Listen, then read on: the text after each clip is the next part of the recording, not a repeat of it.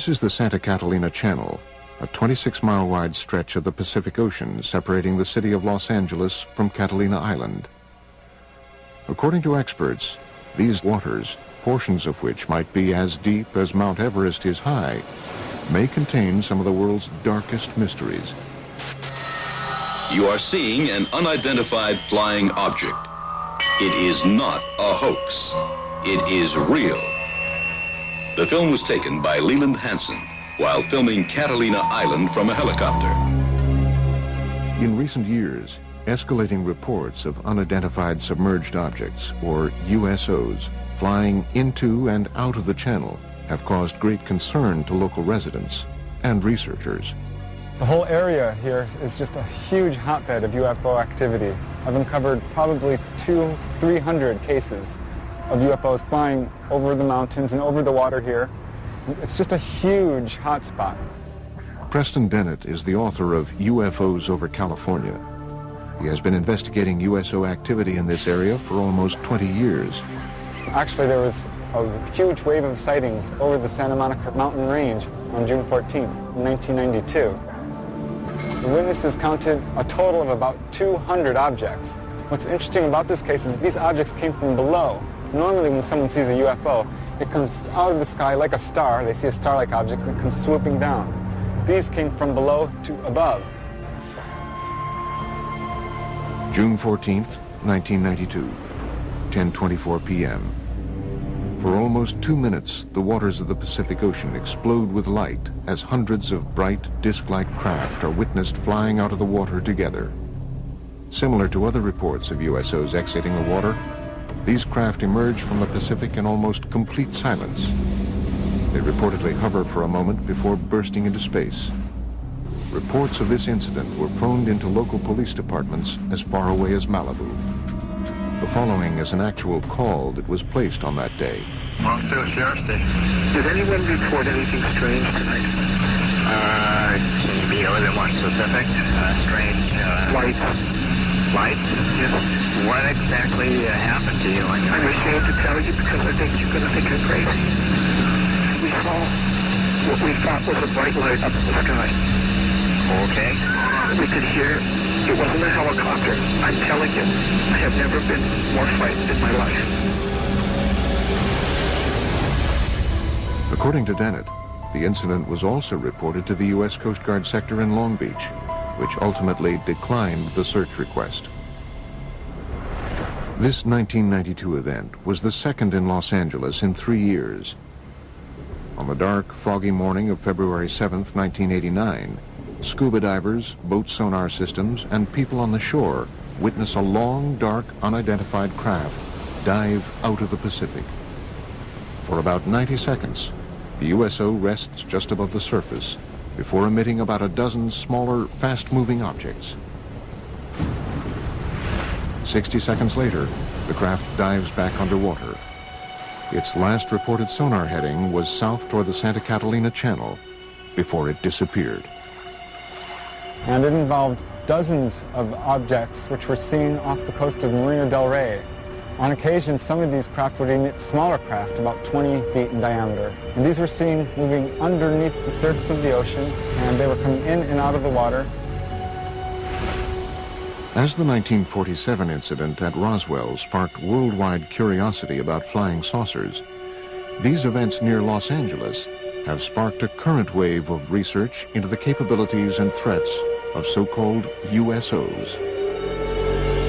The oceans of the world covering, 70% of the planet, they hide a lot of history and a lot of mystery. There's a very good reason for a whole society of creatures, sentient creatures, advanced creatures living underwater because nobody goes there.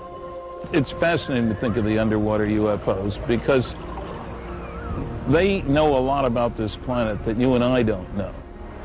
Unique to the USO phenomenon is the reported ability of these craft to multiply and break apart. One such astounding case has become known as the Golfo Nuevo event. On February 8, 1960, the Argentinian Navy is on alert as they track two unidentified submarine-like objects in its waters, thought to be American subs. Then, according to reports, the underwater objects are seen on sonar to break apart and fly out of the water. Sonar contact, 173, 438 yards. Bridge contact, sonar contact, 173, 438 yards. Two gigantic submarines sighted by the Argentinian Navy in 1960 inexplicably multiplied into 6 other submarine objects. The Argentinians were never able to catch them or destroy them because the objects simply disappeared. The case even caught the attention of the Soviet Union's most senior officials. Nikita Khrushchev, who was the leader of the Soviet Union at the time, was so much intrigued by the whole story that he sent his diplomatic attaché in Buenos Aires to find out what's been going on. While some researchers contend that these reported cases might be nothing more than military submarines firing torpedoes, others argue that submarines were not capable of firing 6 or more objects in 1960. Late USO researcher Ivan T. Sanderson's 1970 book, Invisible Residents, was the first to analyze the USO phenomenon. He reports on another remarkable example of USO behavior. In March 1963, the U.S. Navy submarine exercise is progressing as planned 100 miles off Puerto Rico. Suddenly, one Navy sub abruptly breaks from its assigned route after picking up an unidentified object traveling at speeds in excess of 150 knots. The submarines are astonished by the depth at which the unidentified craft is moving, 20,000 feet underwater. It gave the acoustic signature of a single propeller type of motion through the water, and it was tracked at depths down to 20,000 feet, whereas a typical crush depth for a submarine would be 7,000 feet. So this thing, whatever it was exceeding the technical capabilities of submarines at that time and even today. The vessel is tracked for almost 4 days by the entire carrier group. The object would reportedly propel away at impossible speeds and then stop and rest, allowing for continued tracking by the Navy. Reports about this event were sent back to Sinclair Fleet Headquarters in Norfolk, Virginia. However, an official determination into what was seen on sonar that afternoon was never made. But according to reports, the Navy lost track of the craft after midnight on the 4th day. It was never picked up on sonar again. Nobody advanced a theory as to how something could move that fast. We have reports of USOs going into and out of the water, but we don't have any of the technical data. Flying saucers that are above the ground, people see them. But what's underwater, the Navy sees them. And the Navy isn't talking about what it's flying.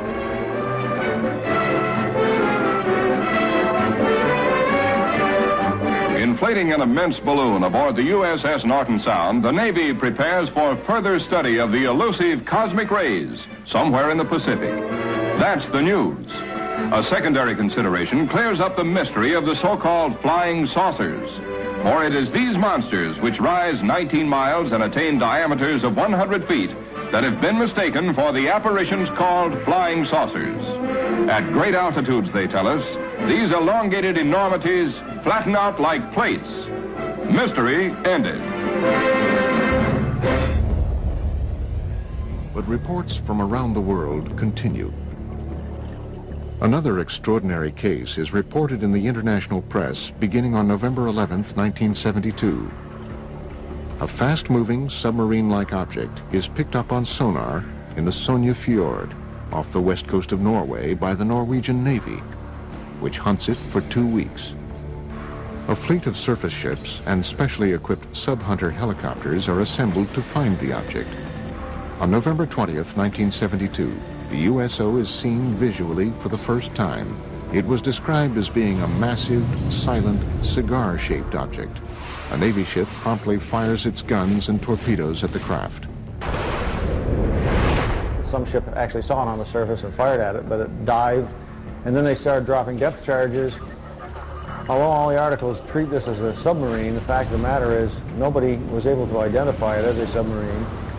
After tracking the object for almost 2 weeks, the Navy devises and executes a plan to blockade the fjord and trap the USO. They tried to seal off this fjord so nothing could get in or out. Nevertheless, after 14 or 15 days, this thing disappeared. So that may mean that this object, whatever it was tracked by the Navy, was not a submarine at all, but an unidentified submerged object. Coming up, did Christopher Columbus and his crew witness USOs flying into and out of the Atlantic on October 11th, 1492?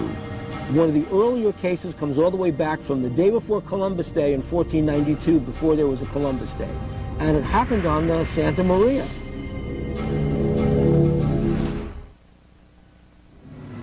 October 11th, 1492, 10 p.m. A calm, clear night.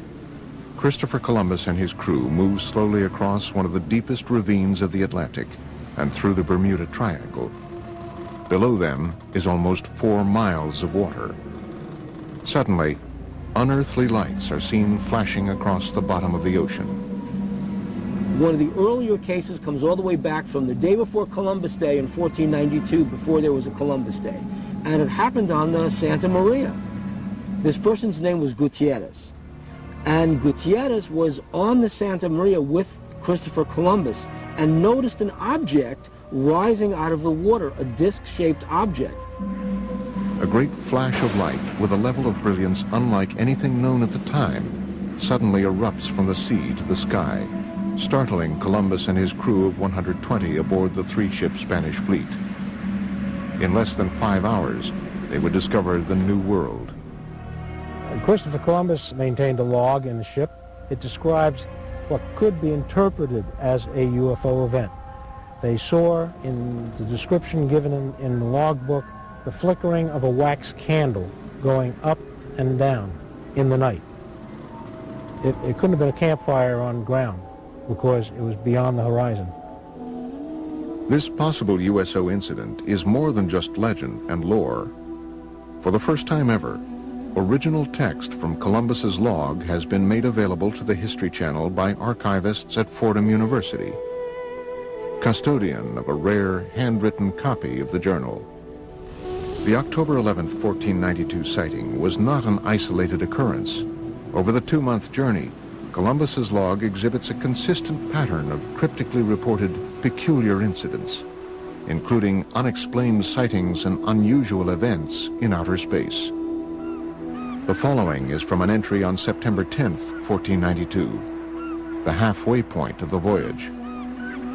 The crew of the Nina stated they had seen a garajo and a water wagtail, but these birds never go farther than 25 leagues from the land. From an entry September 11th, 1492. Saw a large fragment of the mast of a vessel, apparently of 120 tons, but could not pick it up. Entries on both September 17th and September 20th indicate that stars or other unidentified lights in the sky are seen to move.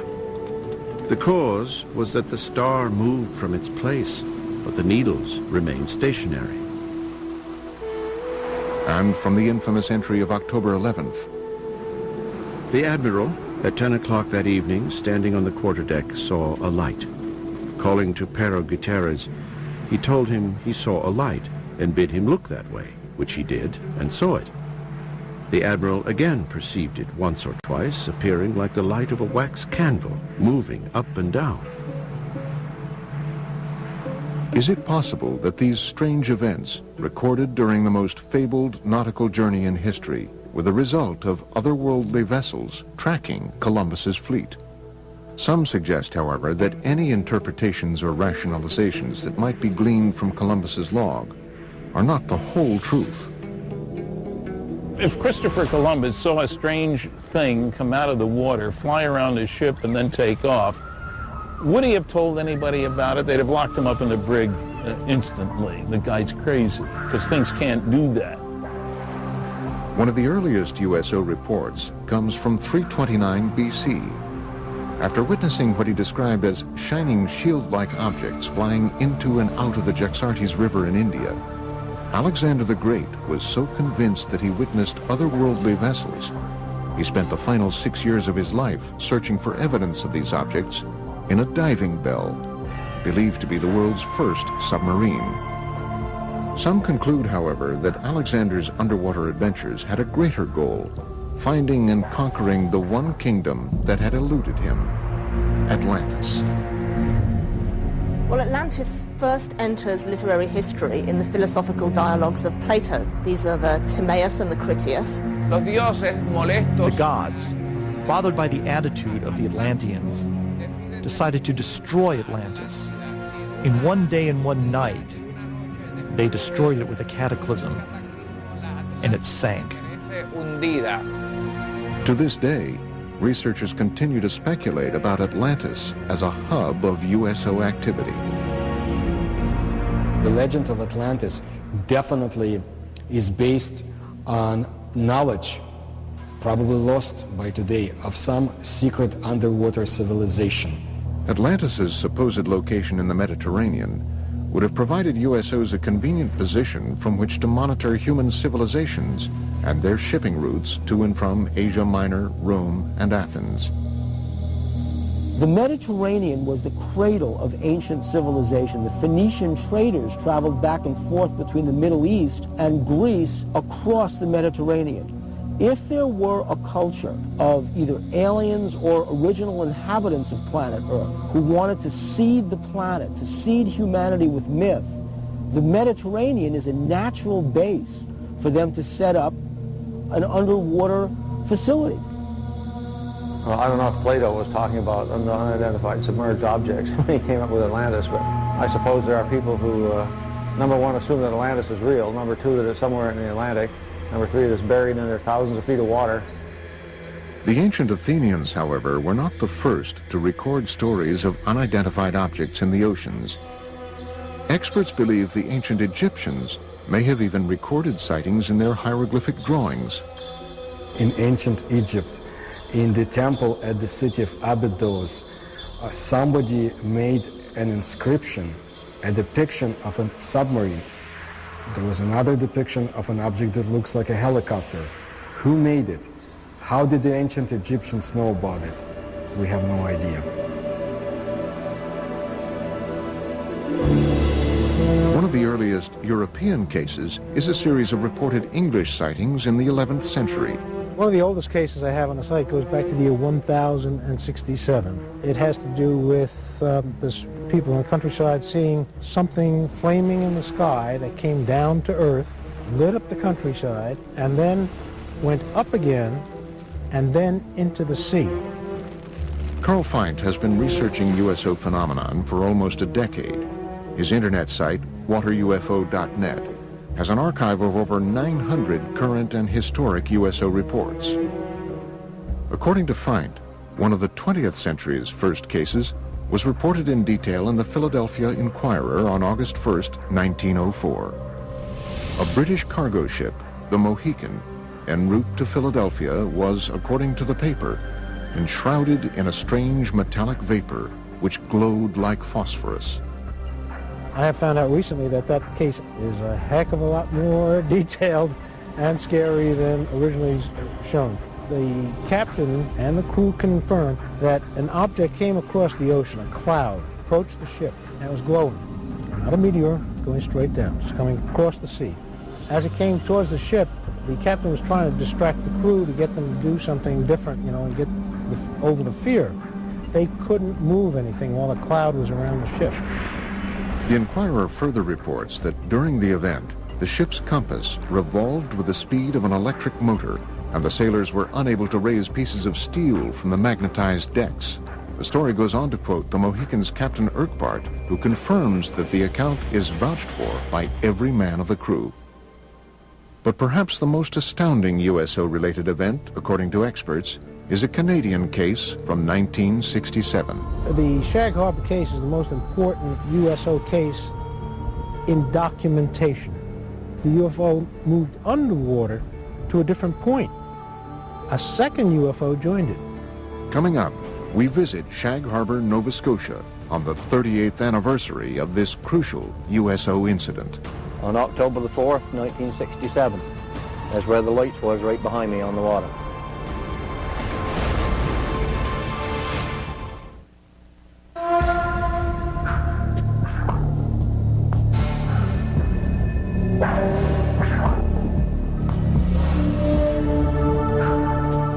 years ago today, October 4th, 1967, approximately 20 after 11 in the evening, something happened in Shag Harbor that became quite memorable in later years. The night of October 4th, 67 has become known as the night of the UFOs among many UFO researchers. The Shag Harbor incident has become the best known aspect of that night. Chris Stiles and Don Ledger have spent the past decade researching the 1967 Shag Harbor USO incident.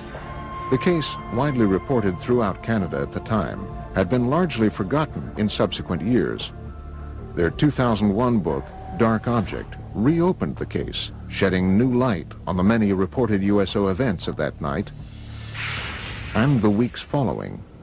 The reason that the Shag Harbor incident came to the forefront and kind of eclipsed the importance of the other sightings from the night of the UFOs is simply the fact that it's the one case where something came down out of the sky and crashed into the water. You know, it made a noise, it made a flash. It's also unique in the sense that nobody reported a UFO. Several calls came in very quickly to the nearby Royal Canadian Mounted Police Detachment, and those reports said simply that people had seen lights or perhaps an aircraft had crashed into the waters of what they called the Sound. The interest and the concern was totally for the possibility of survivors. Nobody reported a UFO.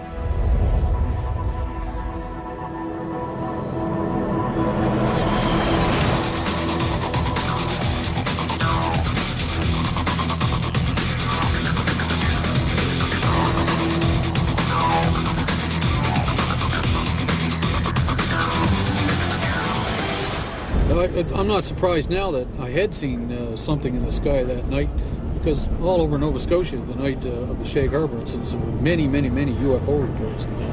Just up around the bend, we'll be coming into Shag Harbor, and the site, crowd gathered, watched whatever it was that happened here 38 years ago today. Each year, Ledger and Stiles make an anniversary trip to Shag Harbor to meet with Norm Smith, one of only 3 surviving witnesses. See the island out there? That's where it all took place, right off there. That's where we seen the light in the water. Hey, sir. You been? Good. Wow. How are you? Same old. That's good. The 3 of us stood on the lawn watching the lights. Eventually it started going, it looked like it was moving to us, and then on a downward slope towards the ground. We thought it was a plane crash. So we jumped in the vehicle in my old man's car and my uncle's, and we went up to this spot right here by the Irish Moss plant. And when we got here, there was probably 10, 12 other people. We watched the lights on the water for a period of 2 or 3 minutes, and then the lights disappeared. What happens next is indisputable.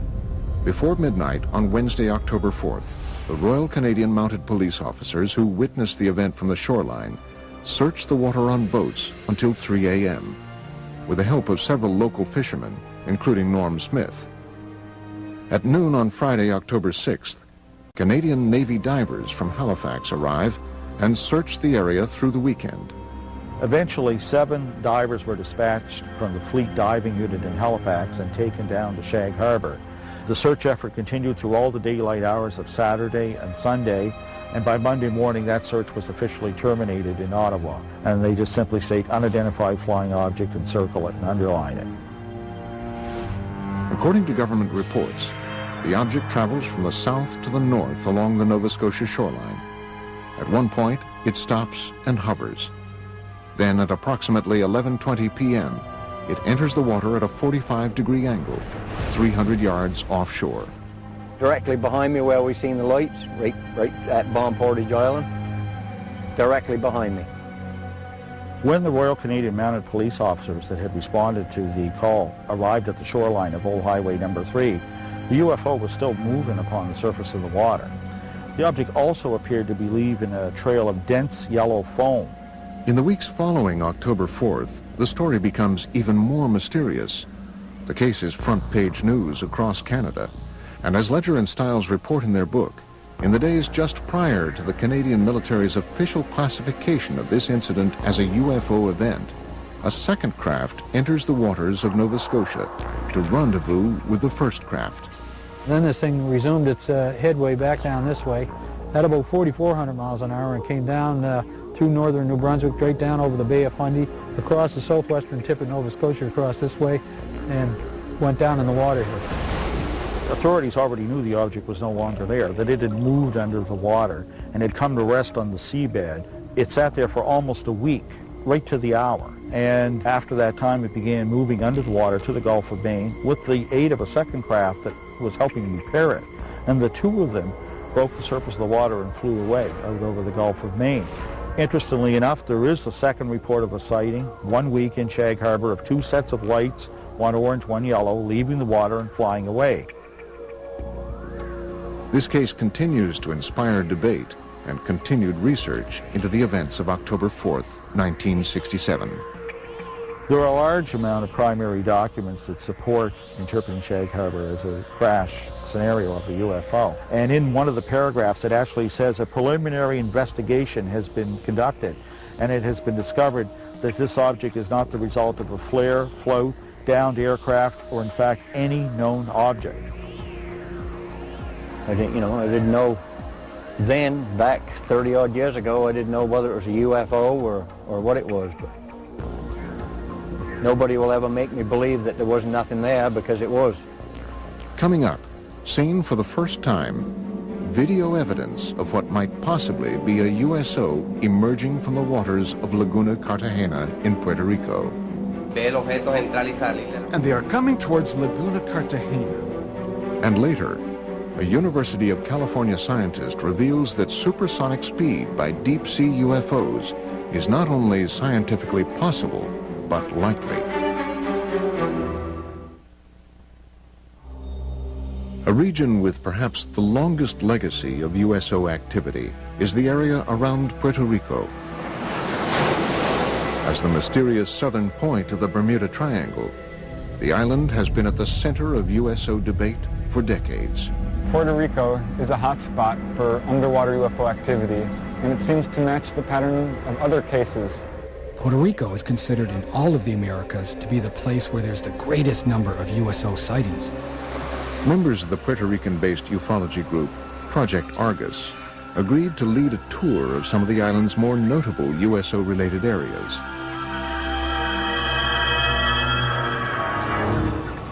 Laguna Cartagena is an isolated lake near the southwestern corner of the island. It has become linked to much of Puerto Rico's reported USO activity. I have been conducting investigations for years in Laguna Cartagena, where there's also a lot of secrecy about USOs. Laguna Cartagena since 1930 has been a place where hundreds of cases were reported of flying objects coming and going from the area. October 8, 2002, approximately 9 p.m., Puerto Rican police officer and Project Argus member Carlos Torres witnesses a red glowing USO fly out of the waters of Laguna Cartagena at an incredible speed. Then it stops and hovers just above the water. I was a witness of an object suspended over Laguna Cartagena. The military got involved because they were also witnesses. The object flew away and then back from Monte Indio. And it stopped and hovered over Laguna Cartagena. After hovering for several minutes over the area, the object was seen to crash back into the lake.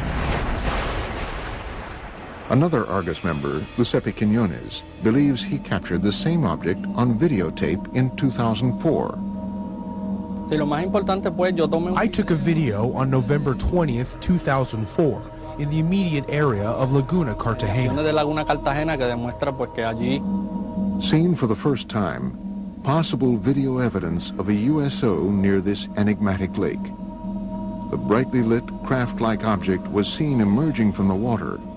Here, it hovers for almost 1 minute before flying away. In the mid-1990s, several attempts to disprove the USO activities were made, despite hundreds of witnesses that said they saw lights going in and coming out of the water. They have been seen all over Puerto Rico. Specifically, the most mentioned places are Laguna Cartagena and Route 303. The region of Lajas, through which Route 303 runs, has been another source of significant USO and UFO reports. including a possible 1997 crash on Monte Indio that left behind a scorched earth impact zone and many unanswered questions. In May 5, 1997, an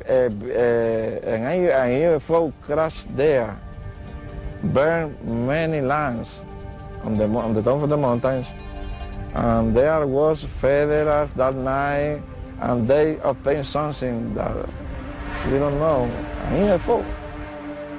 After this 1997 incident, local government officials began to take USO and UFO reports more seriously. As a direct result, the mayor of Lajas, Puerto Rico, recently designated the roadway through the heart of Puerto Rico's UFO country as UFO Route 303. But for now, other USO-related events around the island are far more pressing for experts. In the hills around Lajas, a mysterious government aerostat, a tethered balloon-borne radar, is frequently launched up to 3 miles in the air, ostensibly to monitor air traffic and weather. However, USO researchers believe the balloon's real function is actually covert, to observe and record UFO and USO activity. There was a government document in the legislature where a secret investigation was conducted. Not public, but secret, about the USO events in the waters. But the document states that they do not pose any danger to humanity. The volume of USO reports from around this small island have prompted many to speculate that the deep waters directly below the southern tip of the Bermuda Triangle, just offshore, conceal more than USOs. Experts and researchers from around the world believe they possibly obscure a major USO base as well. It is suspected that there's a base between La Paguera in an area near Cabo Rojo. It is also supposedly very deep and cavernous, and it goes as far as Laguna Cartagena. The motive for them coming in and out of the water is so that they are able to enter in one area and come out in a different area in the underwater basins. Could all of these events simply be tied to local mysticism, or perhaps the cultural sway of the Bermuda Triangle? In Puerto Rican culture, the majority of the people here, even though they talk about the Chupacabra and the Bermuda Triangle, they do not believe in any of this. Or is there possibly something more? It's a reality. The USOs in Puerto Rico are real. There are hundreds of testimonies and witnesses. It's all real. I think that the UFO phenomenon is real. Here in Puerto Rico, there have been hundreds of cases. That is a reality. Coming up, possible photographic evidence of a USO exiting the waters of Gulf Breeze, Florida.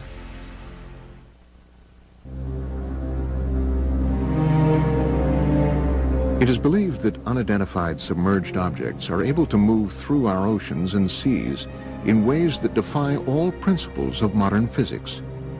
Experts are confounded by the ability of these vessels to reportedly travel at extreme depths, pass through ice with impunity, and traverse water at supersonic speed.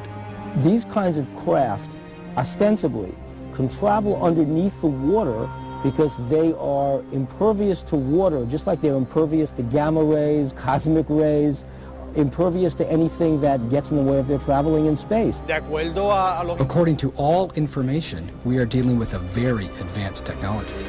They circle ships and next thing you know, dive into the water. It's not a barrier to them. They just go from one medium to another. In late 1969, while conducting their regular Operation Deep Freeze ice-breaking exercises near Antarctica, U.S. Navy sailors aboard the USS Calcaterra reportedly witnessed an unidentified submerged object with some extraordinary capabilities. Ivan Sanderson in Argosy magazine, where he talks about an event somewhere in the Arctic when an object came up through the ice and took off. Really sort of burrowed its way through. A large submarine-shaped object, at least 100 feet long, is seen bursting out of the frozen ocean through several yards of solid ice at an incredible speed. But this case, however, is only one of many similar incidents reported by navies around the world. I know of one case that occurred near Leningrad. In the winter of 1976. A USO broke down through the ice, maneuvered underwater, and then again broke back out through the ice. They do melt ice. Now, if you had a meteor, the dynamics of the thing would break the ice into chunks and scatter them all over the place. With the UFO, it's a clean hole. USO witnesses have also reported seeing waterspouts beneath USOs as they exit the water, including Ed Walters, a resident of Gulf Breeze, Florida, who snapped this never-before-seen Polaroid picture of what appears to be a USO above a tornado-shaped waterspout on July 7th, 1988. So he was looking north towards the Gulf Breeze across the Santa Rosa Sound, a distance of about 7,000 feet. He noticed that the water down beneath the object started to get all foamy or something. You could see it dancing around, and all of a sudden this column of water went up and contacted the bottom of it. The picture that he took actually shows that. Such cases have caused some experts to assert that USOs might possibly use water as a fuel source. There are those who feel that water is essential for the fusion process. There are a lot of cases where UFOs hover over reservoirs and small bodies of water, not only large bodies of water. It does seem to be some evidence that they can use water to help their craft in some way. They may use water as a fuel. When these cases where they talk about objects hovering over the water and seeming to suck water up in, certainly sounds like they need a big drink or something to keep going. Modern scientific theories abound about how USOs developed the ability to propel themselves through water with great efficiency. Researchers envision everything from massive jet-like propulsion systems to frictionless bubbles that cocoon the objects. So the engines wouldn't be engines as you and I would imagine engines. They would be generators, generating a magnetic force, creating a magnetic envelope around the craft that repels the Earth's natural magnetism, hence allowing them to accelerate, decelerate, climb, fall, and navigate through the water. By exerting forces at the surrounding fluid, seawater, nice electrically conducting fluid, you control the drag, you control the flow, the speed, the lift.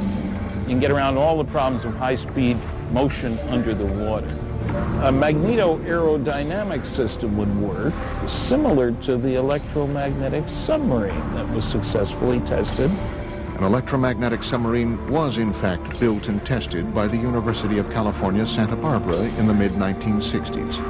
It took advantage of saltwater's natural ability to conduct electricity. The first successful test of an electromagnetic propulsion system was conducted on Earth in 1966, when this electromagnetic submarine was first demonstrated. This electromagnetic submarine moves through the water as a result of electromagnetic forces. It has absolutely no moving parts. The principle here is that seawater is an electrically conducting fluid. You push against the seawater by Newton's laws, elementary physics, it pushes back, and off you go. Is it possible that USOs take advantage of this natural capability of our oceans to reach supersonic speed? Water is a great magnetic conduit.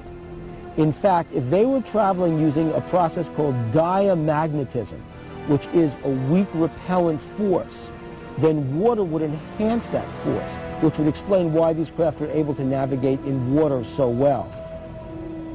One researcher theorizes that USOs might move rapidly through the water and avoid catastrophic damage using the same principles as a common light bulb. UFO is the filament in this particular case, and the bulb is the field, and that protects the UFO. It keeps the water from coming onto it when it goes in. They move it, though, and it never touches the UFO. And that can be achieved by creating so-called supercavitating bubble around the whole object. In that way, whole object travels together with a bubble of water vapor. Marco Princivac is a professor of mechanical engineering at the University of California, Riverside. He devised an experiment for the History Channel demonstrating the physics behind possible supersonic movement through the water. Basically, the only thing that you can play with is a shape of a vehicle. And it will deviate from standard shapes of a submarine. To demonstrate how different shapes can produce the conditions for supersonic underwater travel, Princivac and his team force an underwater current along with green dye and high-powered lasers around different submersed objects. So if we have something called a streamlined body, we see that fluid flows undisturbedly around that body. This red streamlined object represents the perfect shape for a fast-moving underwater vessel. In direct contrast, the cube that is tested creates massive resistance all around the object. A good shape for an underwater supercavitating vehicle would be something similar to a return capsule of Soyuz or other space missions. The laws of earthly physics change dramatically underwater. Propelling an oceanic vehicle to supersonic speeds requires an amount of power greater than what man has currently invented. A vehicle that has a 5-foot diameter and we want to go at the speed of sound in the air, we would need an engine that can produce 15,000 horsepower. For the same vehicle to reach the speed of sound under the water, we would need an engine that can produce around 1 million horsepower. While it might be scientifically possible for USOs to prowl the oceans at supersonic speed, how have these craft developed the technology required to achieve this milestone? The many mysteries of these craft may never be fully understood, and that is exactly what provokes the greatest debate and distress among investigators and researchers. I think it's easier for us to land a man on the moon or even create a moon base than to land a man on the bottom of the ocean. If they're hostile and have come here to conquer Earth, they would have done it 1,000,000 years ago. We might be their creations for all we know. The Earth is conquered, we work for them, they live here, this is their plan.